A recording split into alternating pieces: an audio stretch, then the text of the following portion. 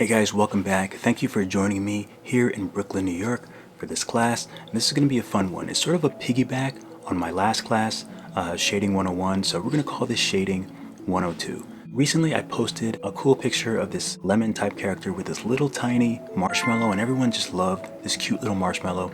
So we're going to use him to sort of take advantage of a lot of the things we learned in the last class. Now you don't have to have taken I almost said tooken. You don't have to have taken the last class in order to be successful in this one, because I'm going to go through everything slowly so you can understand, and we're just going to make a really cute little character using shading. We might give him a glow.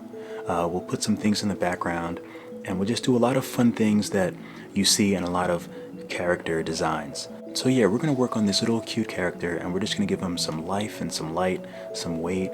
We're going to give him a little bit of an environment and some colors, not primary colors. What are they called? Complementary colors.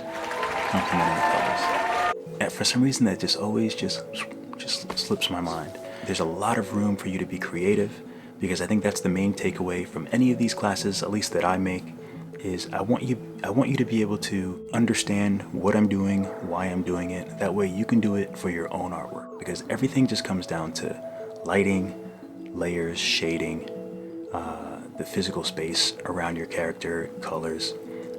That's all it is.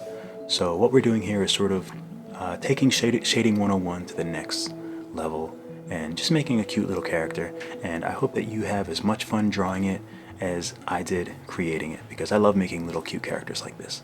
So let's move on to the next video, which will be the class project.